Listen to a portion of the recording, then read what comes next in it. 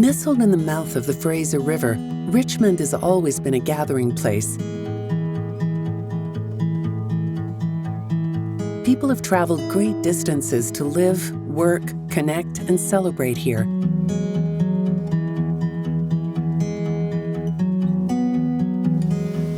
Indigenous peoples have been gathering and traveling the Fraser River Delta for many generations.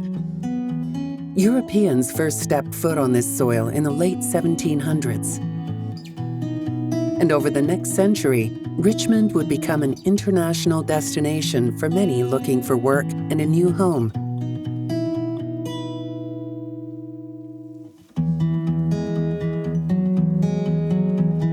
Gold prospectors, fishermen, laborers, and market gardeners, mostly from southern China, migrated to these shores, sending money back to their families.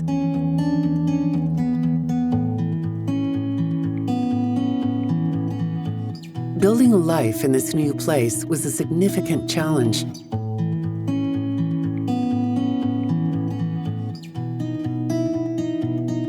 When the Steves family settled here, farming this wet land required work.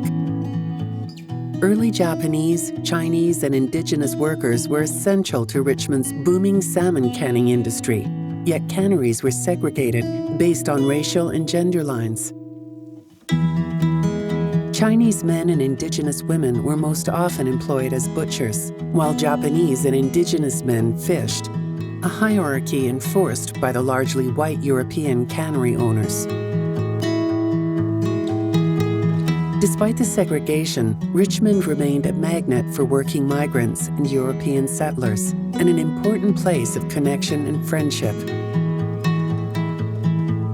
These friendships led to lasting cross-cultural exchanges, impacting the social and cultural life of our city in important and lasting ways. For example, through their friendships with Japanese-Canadian fishermen, Indigenous fishermen began incorporating rice as an essential food. Ling Chung Lam, a bilingual Chinese labor contractor and bunkhouse developer, established Richmond's first supermarket, the Hong Lo & Co. store, in 1895. The store was a community hub until it closed in 1971. As the market for canned salmon increased, so did the need for workers.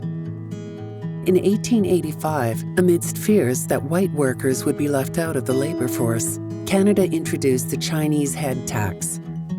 It was followed by a series of legislative measures over the next 70 years that limited or barred Asian and South Asian entry to Canada and reduced the rights of minorities. Then, in 1942, Japanese Canadians were interned without legal justification. Everything they owned was confiscated. But people continued to fight for their rights.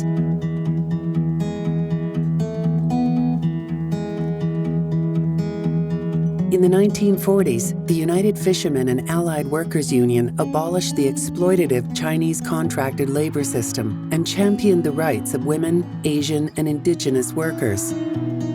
With changing attitudes after the Second World War and community activism, the Canadian government extended the right to vote to Chinese, Japanese, and South Asian Canadians. In 1967, Canada finally scrapped immigration quotas based on specific ethnic groups, shifting pathways to migration here. Today, the Filipino community makes up the third largest immigrant group in Richmond. This community, through their trans-Pacific connections and local networks, have shaped Richmond as a place to live, work, meet, and celebrate. Churches like St. Paul, St. Monica, and the Fujian Evangelical Church are places where people from all nationalities gather to celebrate and worship. The Sikh community dates back to 1897 and have been essential to the lumber and agricultural industries. And in 1983, the Sikh community purchased 10.5 acres of land, constructing the Gurdwana Nanak Niwas, the first of many faith-based buildings along No. 5 Road, now known as the Highway to Heaven. In the 1990s, with the transfer of Hong Kong from the UK to China, tens of thousands of Hong Kong residents emigrated to Richmond to build a new home. Arrivals from Hong Kong, Taiwan, and China have in turn helped shape Richmond, contributing to the ongoing transformation of this place and its international recognition as a majority-minority city. While continuing to be an important place for Indigenous peoples, Richmond's faith-based institutions, community centers, activities, storefronts, and restaurants have continued to build the city's international reputation.